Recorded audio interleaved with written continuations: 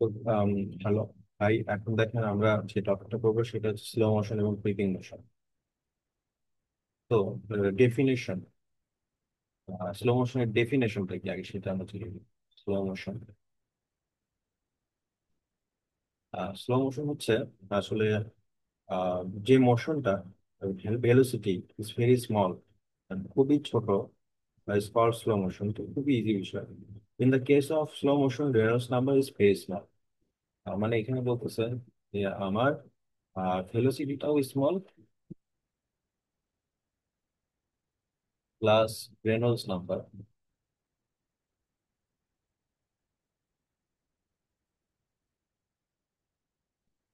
এগুলো কি স্মল। এটাকে বলা হচ্ছে কি স্লো মোশন। আর ক্রিপিং মোশনটা কি?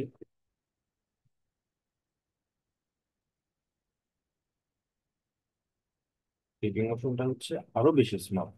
যে flow describe by the equation grad square P is equal 0 এবং grad square grad to the power 4 psi is also equal to 0, proceed with very small motion.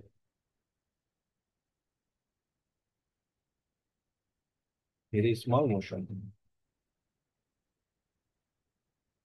is called the creeping motion. তাহলে আমার এই ম্যাথটা করতে চাইলে প্রথমে আগে আমার এটা প্রুভ করতে হবে যে ক্রিপিং মোশনের ক্ষেত্রে grad square B R grad power 4 psi is equal 0 হয়। তো আমরা এটাকে কি করতে পারি? দেখেন আমাদের নাভিয়ার-স্টোকস ইকুয়েশন থেকে আমরা জানি যে grad B is equal mu grad square U, যেখানে আমার গ্র্যাড কিউটা 0। এটা আমার equation of continuity, grad Q is equal 0। আর এটা আমার হচ্ছে নাভিয়ার-স্টোকস ইকুয়েশন দুটি করার জন্য। তো আমরা যদি ডেল কিউ এর মান 0 এখানে বসাই তাহলে কিন্তু অটোমেটিক্যালি গ্র্যাড পিটা 0, আর একইভাবে গ্র্যাড স্কোয়ার পিটাও 0। তাহলে এটা কিন্তু অটোমেটিক্যালি 2। এবার যদি আমরা সায়ের বিষয়টা, স্ট্রিম ফাংশন সায়েরটা যদি প্রমাণ প্রমাণ করতে চাই তাহলে ইউ সমান grad U divide by grad Y, U সমান minus grad psi divided by grad X ধরে নিয়ে যখন আমরা ক্যালকুলেশন করবো দেখা যাবে grad P by grad P into grad P divided by grad X grad Y, এটা is equal U grad square U by Y. এটা হচ্ছে আমরা grad p grad divided by grad x into grad y only grad square del q by del x। এরপর যখন আমি এই দুইটা সমীকরণ এক জায়গায় অ্যাটাচ করবো অর্থাৎ বিয়োগ করবো,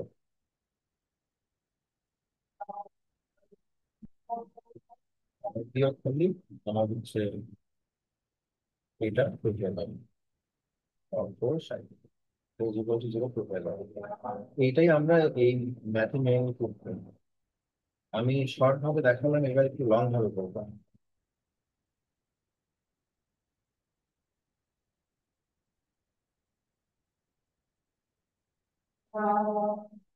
এবার একটু লং ভাবে করবো। আহ, তো আমাদের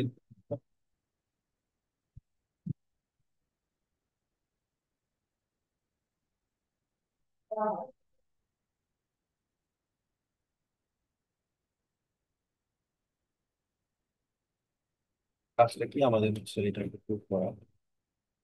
তো আগে ন্যাভিয়ার-স্টোকস ইকুয়েশনটা আমরা লিখবো। ন্যাভিয়ার-স্টোকস ইকুয়েশন আমরা লিখতে জানি।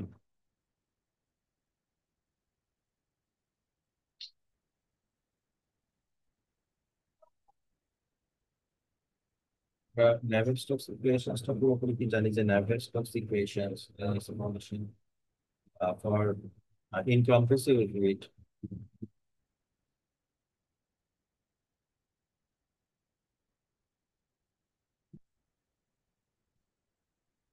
আমাদের Navier Stokes equations for incompressible fluid in vector form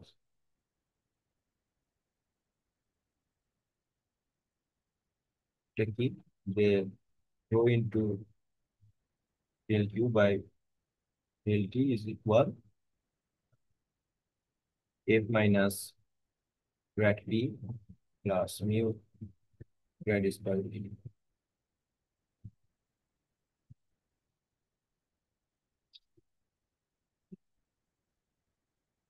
তো আমরা এই পার্টে কি করবো, আমরা এখানে বডি ফোর্সটাকে নেগলেক্ট করবো, এবং আহ, যেহেতু এটা একটা ইনকম্প্রেসিবল ফ্লো এবং এটা একটা স্টেডি ফ্লো, সো যে স্টেডি ফ্লোতে আমার হচ্ছে কি, এটা টাইম ইন্ডিপেন্ডেন্ট, এটাতে টাইম নির্ভর করতেছে না, তার মানে এটা আমার আউট হয়ে গেল, জিরো। যদি স্টেডি ফ্লো, আমার এটা টাইম ইন্ডিপেন্ডেন্ট, তাহলে এটা জিরো। আর বডি ফোর্সটাকেও নেগলেক্ট করে দিব, এটাও আউট। তাহলে আমার এই মাইনাসটা এই পাশে চলে আসতে থাকবে কি, grad P is equal mu grad square P, grad square Q.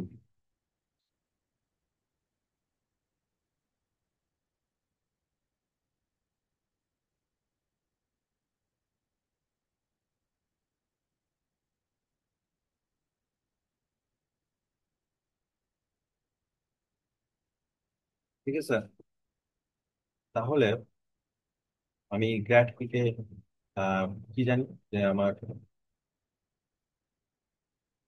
আমি এইবার এখান থেকে খুব easily grad P is equal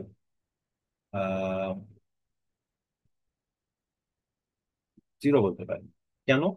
কারণ grad Q is equal zero, এটা আমার ইকুয়েশন অফ কন্টিনিউ।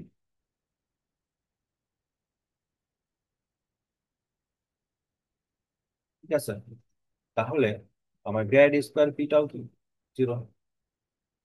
তো আমাদের এটা কিন্তু প্রুফ হয়ে গেল।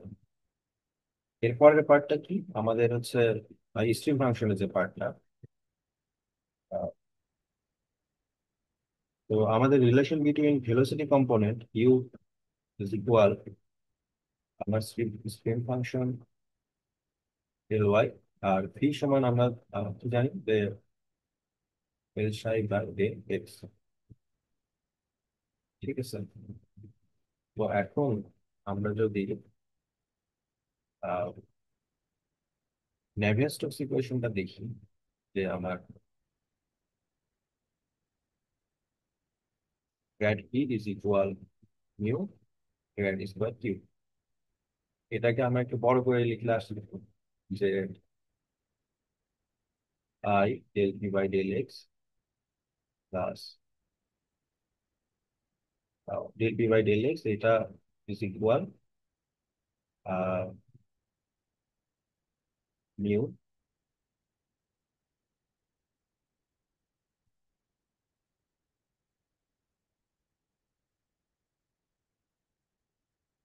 Into grad square del U by del X.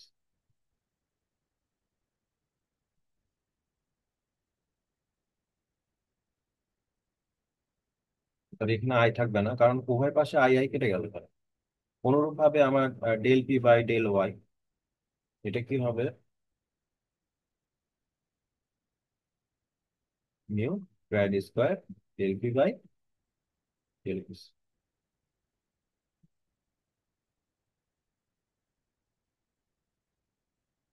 ঠিক লিখলাম কি, আহ, এখানে বেশি লিখে বলছি, এটা হবে মিউ আর এটা হবে বি।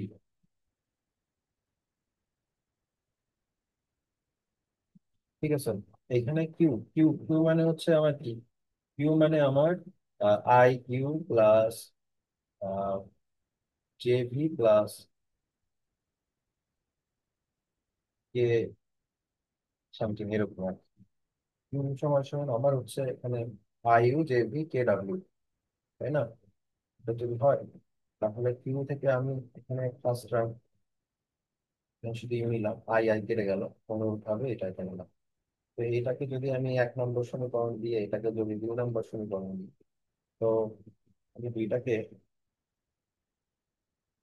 সমীকরণ 1 এবং 2 কে ওয়াই এবং এক্স এর সাপেক্ষে আহ, যদি ডিফারেন্সিয়েট করি একই সাথে, তাহলে কি হবে দেখেন, del P by del square P divided by del Y into del X, এটার মান আসবে grad square del U by del Y, এবং del square P divided by del X del Y, এটার সমান আসবে মনে into grad square del U by del X. এটাকে আমি ধরেন 3 দিলাম, আর এটাকে দিলাম 4। এখন দেখেন আমরা যদি 3 থেকে 4 বিয়োগ করি,